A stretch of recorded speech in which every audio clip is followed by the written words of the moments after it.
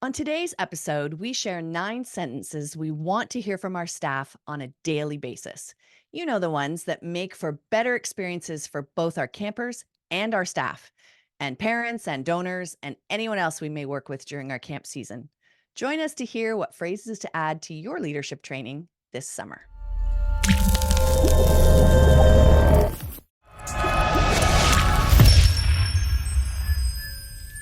Imagine camp registration software that actually gives you more time to do what you love. With UltraCamp, you can effortlessly track attendance, manage staff, streamline registration, and more. Explore now at ultracampmanagement.com/campcode. Welcome to Camp Code, a podcast brought to you by Go Camp Pro. After 10 years of podcasting, is there anything left to say? You bet. Because just like people grow and change, so does our industry. Each and every year, there are new challenges, new ways of handling situations, new advice from those doing the work, and new ideas to share. Our commitment to intentional leadership training has only grown stronger. So join us for season 11 of Camp Code as we once again do all that we can to help you develop your best ever leadership training. Well, welcome everyone. And before we dive into our podcast today, let's just take a moment to introduce ourselves. And we're going to start with our very special guest, Kate. Can you tell us a little bit about yourself, please? Sure can, Beth. So, hello, my name is Kate. I use she, her pronouns, and I am currently working as a camp consultant with Stefan Richard Development Consulting. So, I'm figuring out what that means and looking for new clients if anyone wants to hit me up. Excellent. Thanks, Kate. And Gabs. And my name is Gabrielle Rail. My pronouns are she, her, and I'm one of the camp directors at Camp Oro, which is an all-girls camp in the Laurentian Mountains. And we focus on creating a positive environment for gender minorities. Thanks, Gab. And I am Beth Allison. I'm co-owner of Camp Hacker and Go Camp Pro. And my pronouns are also she, her. And I am a camp consultant and trainer who is more passionate about leadership training year after year than I even was as a camp director. So I'm super excited to talk about all of these things we're going to chat about today. So we welcome you to an all Canadian edition of Camp Code. We're That's coming so to you true. from Quebec and Ontario, where it's kind of snowy and chilly today. And today we would like to share 9 sentences that we hope to hear our staff say often and why. So, Kate, let's start with you. What is your first sentence, and when and why would our staff say these particular words? So the first one that I wanted to share was actually one that I am shamelessly stealing from John Green. I listened to the Hank and Green podcast and Hank and John Green podcast. And one of the phrases that he shared was, "The apology I want is changed behavior." So instead of just forcing campers to say, "Oh, say you're sorry," and have it just be like a verbal sorry, you want to see changed behavior. You don't want them to just say sorry and then continue doing the same behavior that was harmful. You want to see the changed behavior. So that's my first little tidbit. Nice. And you also don't want them to say sorry because you asked them to, and not Exactly. because they don't feel anything. They Mm-hmm. just say it because that gets them out of trouble. There's no learning Mm-hmm. going on there. Yeah. Perfect. All right. Thanks. Gab, what do you got as your first one? For me, I have please and thank you, insert name. Mm, I find that when we want to, when we want to simplify things, I think one of the best way to build community is making sure we're being mindful towards that community, that we are saying please, that we are saying thank you, even when you're announcing to 500 people or when you're just at a table with 2 kids, and you're inserting the name here. A lot of campers, just having their name being said is comforting, and especially when you're trying to build trust within those first couple of days with those campers, saying their names repeatedly helps other campers learn those campers' names. I think also within staff training, that's also a very important goal to role model that mindful community as well as saying each other's names and being intentional about that. Michael Brandwein talks a lot about that in his sessions, and it's something that we do very intentionally at Waro, and it's really, really helpful. and social graces, I feel as though we're losing them. And Mm-hmm. that is a disconnect for so many people, like having those social graces intentionally. The good ones, we can get rid of some Yeah. that we don't need anymore in the 21st century. But, Mm-hmm. there are certain ones that I think it's great for staff to role model, holding the door open for people, or, those kinds of things. But definitely using names when you're using social graces is really key. I So think thanks it's, for that. yeah, and I think it goes with social graces. I've been shifting social graces to using the language mindful community. Hmm. So we're practicing being a mindful community, and mindfulness is really important for ourselves, but also when you're pausing to say please to somebody, that's self-regulating, that's also regulating the community. So it really goes down to a basic importance when we're looking at self-regulation, stress management, anxiety, all the things that we deal with at camp can really start with using each other's names and saying please and thank you. Perfect. I think the Thank other aspect with using names as well is it's a helpful thing to practice for folks that might be changing their names. Hmm. So when you have, for example, gender minorities at your camp, and they may have been coming to camp for a long time using one name, and then they're coming the next year with a new name, it really helps to just practice using the new one as frequently as possible. And it's so validating too. Yeah.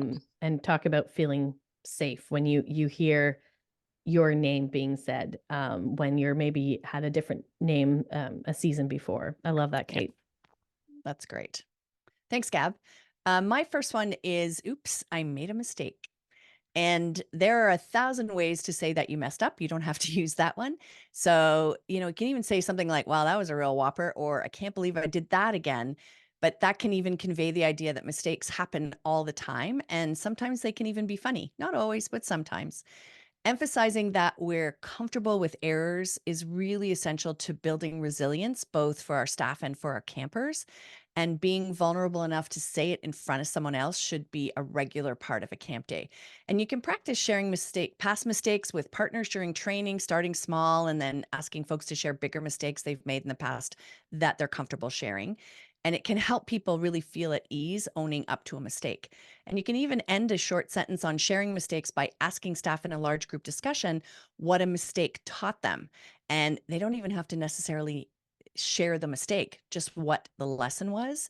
And while mistakes, of course, are never the objective, any kind of progress, whether it's in learning a new skill or handling a situation or remembering to remember something important, any progress always involves failure first. And actively challenging that taboo against not being perfect by saying, I made a mistake in whatever form you prefer, I think should be a regular occurrence at camp. All right. So we're going to stop for a break to hear from our sponsor. And when we come back, we are going to give you a few more. So we'll be right back. For our Camp Code listeners, here's an exclusive offer to enhance staff retention year-round. Get UltraCamp's staff communication calendar with free customizable email templates at ultracampmanagement.com/campcode. Remember what drew you to the camp experience? UltraCamp knows it wasn't for the paperwork. That's why they've crafted an all-in-one platform to streamline your program management. So say goodbye to the hassle of learning and managing multiple platforms to run your camp. With UltraCamp, you can register and manage campers, generate and direct communication, organize schedules and activities, process payments and donations. UltraCamp's goal is to help their clients spend less time in the office and more time doing what they love. Want to know if UltraCamp is the right fit for you? They offer free customized demo sessions so you can see their software in action. Sign up at ultracampmanagement.com/campcode. All right, we are jumping back in. All right, Kate, what's number 4? What is a sentence you want to hear from camp staff? Mine's kind of like 2 different ways of saying it, but there's the beautiful question of why do we do it this way? Or, I wonder how we could improve how we do this. Mm-hmm. I really think it's important for every single staff member at a camp to recognize and be recognized for the fact that they contribute to part of camp being better every single day. The new people that come in with a completely fresh face to camp, they're not going to be held back by, oh, we've always done it this way, we have traditions, yada yada. They're going to ask, why why is it this way? Is this in on purpose? Like, did we do this because of a reason, or are we just doing it because nobody thought of a better way?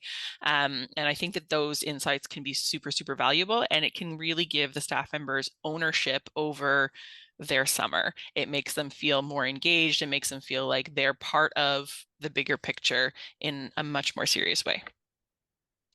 Absolutely. And I do think the 6 words that kill camp culture faster than any other is, "This is the way we've always done it."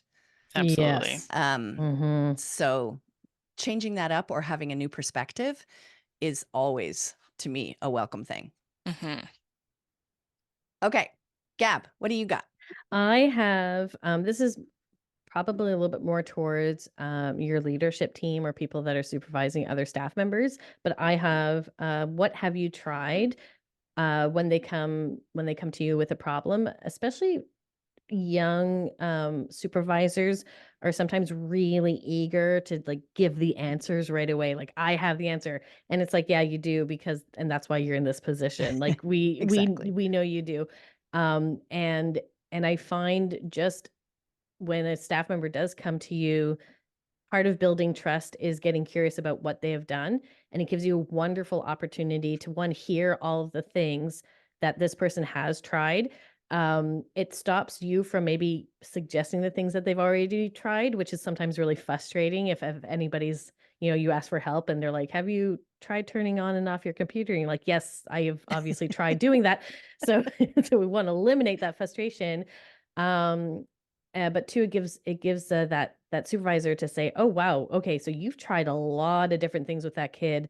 I honestly would have done those things as well. Let's problem solve together a little bit more what we can do that would be helpful." And right there, you're building a relationship. So it's a way of not just giving the answer, building connections with your staff members, digging a little deeper what they have tried, and then forming a proper conversation around it. So definitely young first time supervisors, I would really teach them that we never jump right to the answer, we always ask, so what have you tried so far?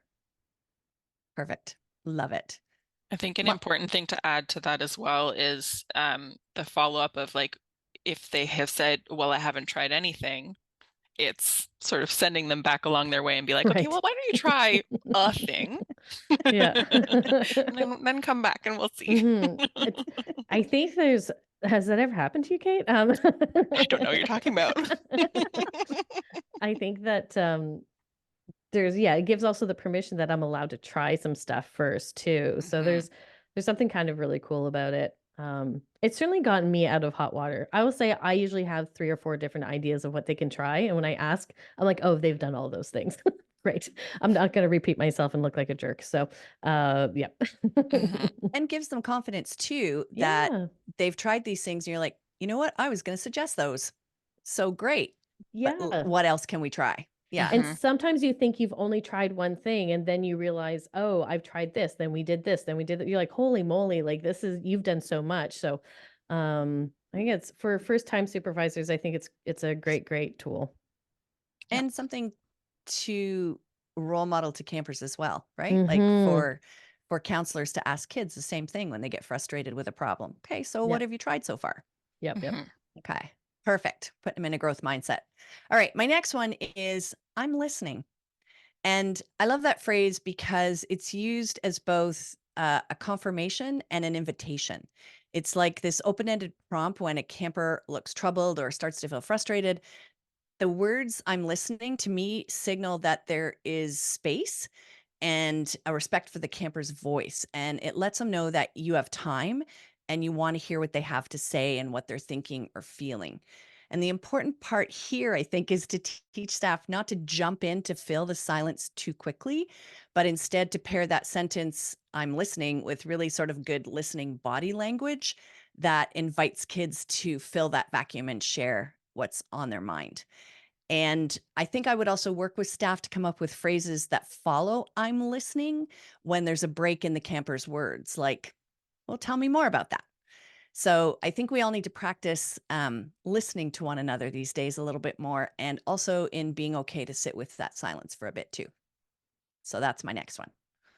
All right, Kate, number 7. Mhm. So this one might not be a use of every single day, but no thanks. I'm going to sleep. I I love this one. found with a lot of young staff members, myself included, there is a serious FOMO, fear of missing out, when it comes to socializing with other staff members after hours. So particularly with the overnight camp business, or honestly with day camps Mhm. and the social stuff that happens off camp, um, empowering staff to say, nope, I'm going to prioritize sleep today is a really, really important part of their self-care during the summer, and an important part of, making sure that they are modeling that as well for their kids, that sleep is important. You need it. You should be prioritizing sleep over socializing at least a few times a week. Yep, absolutely. Gab, what about you? Actually, mine goes right off of Kate's, which is really Oh, nicely perfect. not planned. So that's actually kind of cool. I was chatting with one of my teammates today, Mika, about this podcast, and I just said, like, what's one of those sentences that we all use, but we don't realize how helpful it is? And she said, this summer there was a couple of the new staff members that said to her, "Everybody's so nice around here." And she was like, "Well, tell me more." A la Beth, I'm listening. Tell me more. And one of the staff members said, "Everybody, like, in the morning just asks you genuinely, like, 'Hey, how did you sleep?'" And one of the other new staff members, so there's 3 of them, said, "I just didn't realize how much I wanted to talk about my experience of sleep because it's in a new place and it's a little nerve-wracking, and I do have a flashlight." She called it a torch. I do have a torch. We can all guess where she was from. And, but it's actually kind of nerve-wracking, and, but it didn't stop. Like, in the middle of the summer, people were still asking, "Hey, how did you sleep?" And I didn't realize how much we did do that. Um, but I think that now in reflection, for new individuals, how nice it is that your community is genuinely interested, especially if you're at a sleepaway camp, but also that they get practice in doing that with their campers. And it's just very, very telling. And if somebody's like, "Oh, it was a horrible night," it gives you an indication on maybe what's going on with, they might need a rest period that day, or they might, need a little check in to see what's going on. But how did you sleep is one to I would throw in the pile. That's a great one because it's also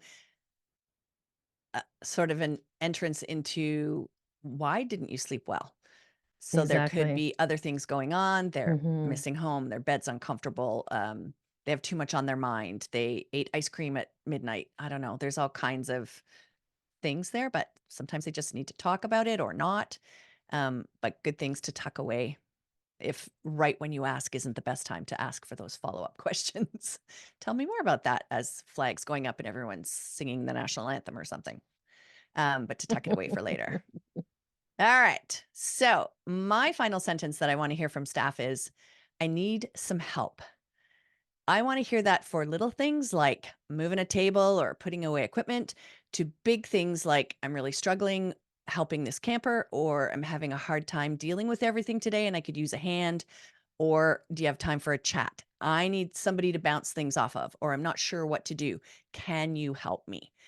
We can lead by example during training by asking for help for things big and small in front of the whole staff or with small groups or of people or just individuals, showing that it's not only okay to ask for help, but that sometimes it's necessary and it's what happens at camp.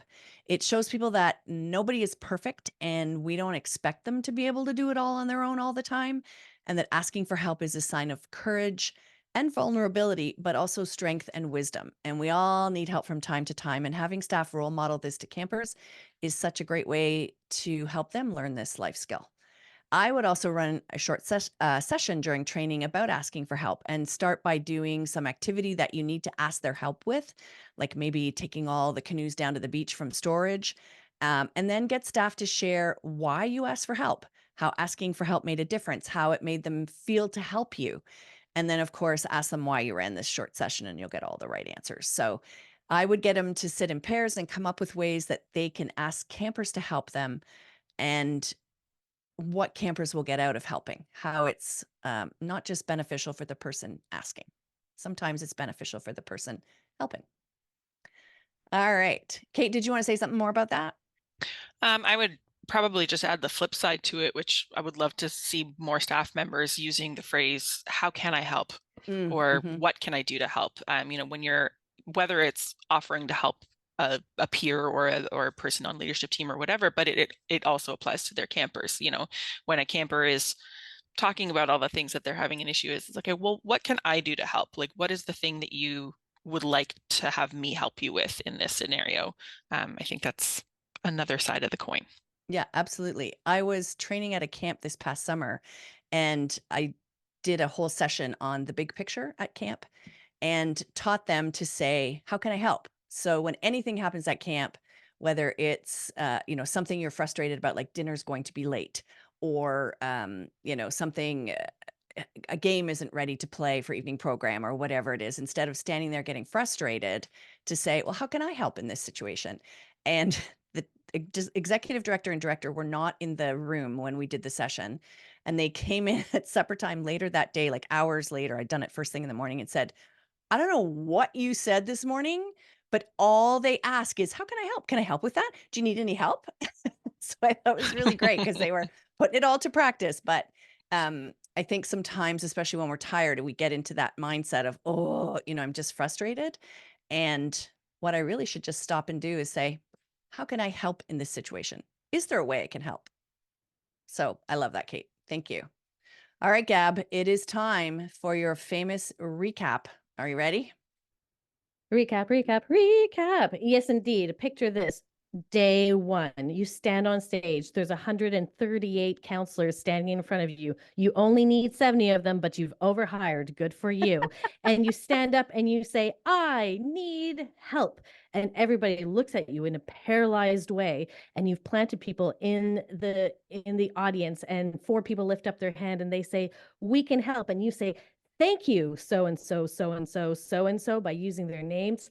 I need your help to please pass out all of these name tags. And as you pass out those name tags, you say, oops, I've made a mistake. Now, somebody runs in and says, that's not a big deal. Don't worry about it. As long as you're authentic about your apology and you change your behavior, I am listening. What was that mistake? And you say, well, I put the names on the wrong pieces of paper. I'm not quite sure what we can do about that. And then somebody says, well, I'm here to help you out. What have you tried before? Well, I've tried paper, I've tried cardboard, but I'm not quite sure. What about back in the day, in the good old 1990s, we used to use these things called tree cookies. Why don't we use that? And then somebody says, that's a great idea, but why did we do that way anyways? And say, well, back in the day, we had so much wood around us that we could use it, and when it gets wet, they still stay standing around our necks. And we're like, oh, that is amazing. So this evening, we're going to play an activity, and this activity is going to be so much fun. And we're going to be outside, and there's going to be stars, and it's going to be wonderful. And then somebody says, that's great, but no, thank you. I think I'm going to go to sleep tonight. And everybody applauds and say, that's amazing. And the next day, everybody wakes up refreshed and asks each other, how did you sleep? Gab, I think that was your best recap ever. Oh, thank you. A whole Painting scenario, a beautiful picture using all 9 sentences. Amazing. Amazing. There we go, everybody. So Staff you can training get in all 3 your, minutes. Let's I go. was going to say, get all done in the first session that you run in the first 2 minutes before you even go. get started. It's easy peasy. just do that. I love it. I love it. I love it. All right. So, how can you get involved in our podcast? You can tell us your thoughts on this episode by using the hashtag CampCode. Let us know how brilliant you think Gab is with her recaps. And you can also tell us any topics you'd like us to discuss, guests you recommend that we have on the show, like the amazing Kate Teller, any great leadership training tips that you have to share. We would love to hear from you.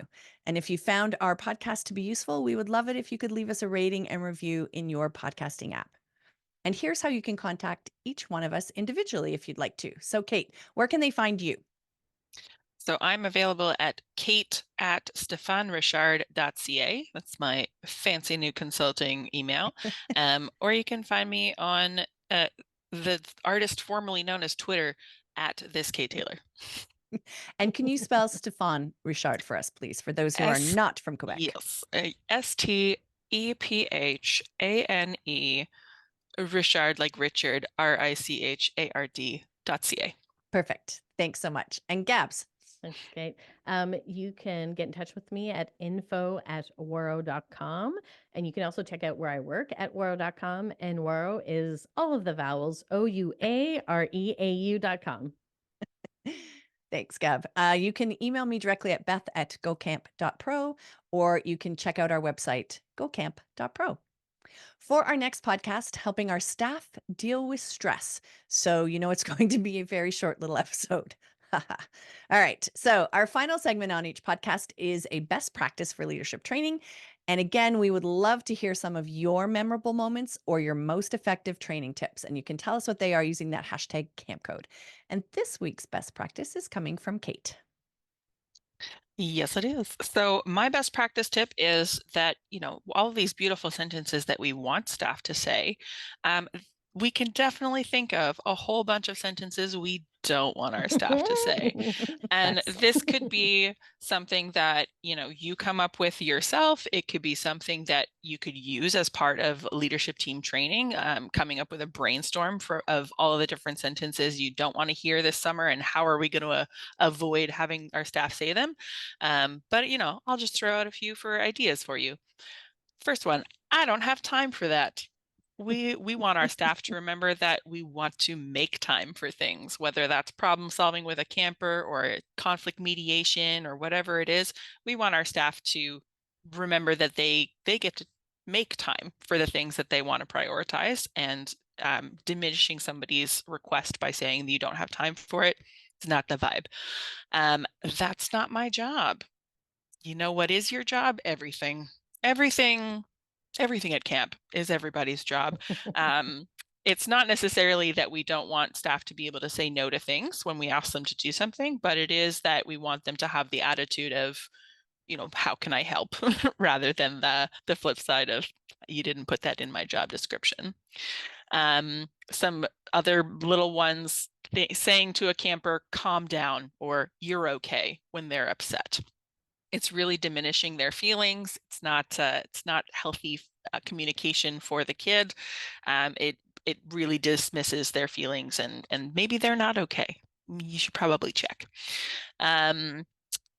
Or that's so cute. You're so cute.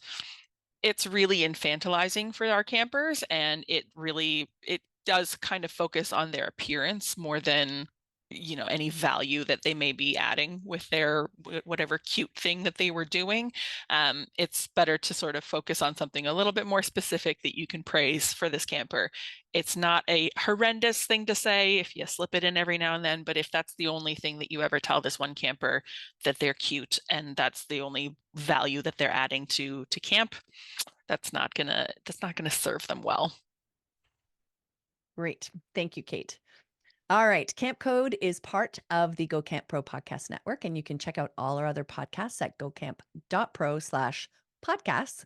And this year we've added a new one called The Pudding, and you can join Travis Allison and Dr. Mandy Baker as they share scientific proof, like the proof is in the pudding, to improve our staff recruitment and retention. And you can find The Pudding in the Camp Hacker podcast feed. So thanks again, Kate, for joining us today. We really appreciate it. And from all of us here at Camp Code, thanks for the listening, friends.